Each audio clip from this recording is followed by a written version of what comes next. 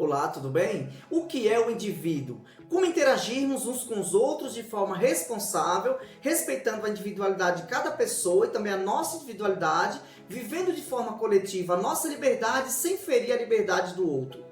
Quais as nossas perspectivas no que diz respeito ao nosso relacionamento com o meio ambiente e conosco mesmos? É sobre isso que nós vamos refletir, sobre teoria do indivíduo. E para isso iremos utilizar três grandes filósofos liberais, o John Locke, o Jeremy Bentham e John Stuart Mill.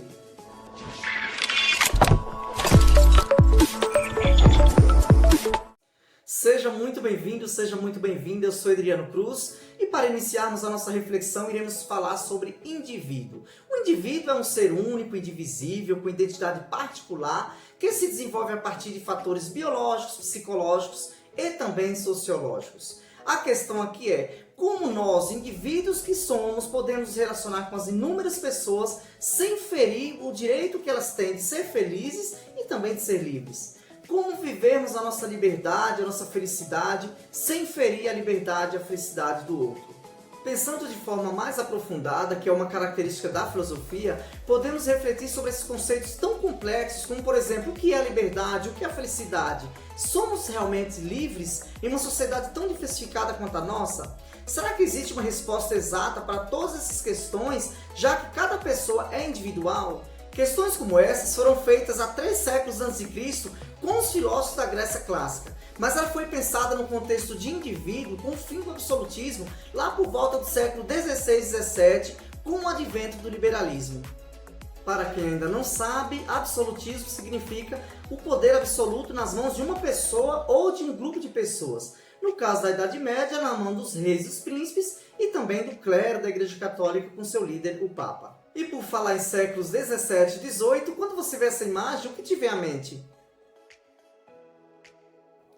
Se você pensou na Revolução Francesa, acertou em cheio. Esse é o quadro do pintor francês Delacroix, e o nome desse quadro é A Liberdade Guiando o Povo. Ele relata a grande Revolução Francesa de 1830, fator histórico importantíssimo na construção da nossa democracia. A Revolução Francesa trouxe para nós a ideia de igualdade, liberdade, fraternidade e principalmente do direito à vida. A Revolução Francesa foi a responsável pela derrubada do absolutismo, ou seja, todo o poder que estava na mão do Papa, da Igreja Católica e dos príncipes e reis foi tirado e dado ao povo. E a partir da Revolução Francesa, as pessoas começaram a pensar na ideia de igualdade para todos, ou seja, a noção de que todos os homens nascem livres e dotados de direito à liberdade, à igualdade e à vida. Nós sabemos que isso ainda não acontece na prática, é apenas uma teoria, que ainda não há liberdade para todos, mas já foi um grande passo dado e tudo isso foi graças à Revolução Francesa. E qual a relação entre a Revolução Francesa e o liberalismo? Vamos lá.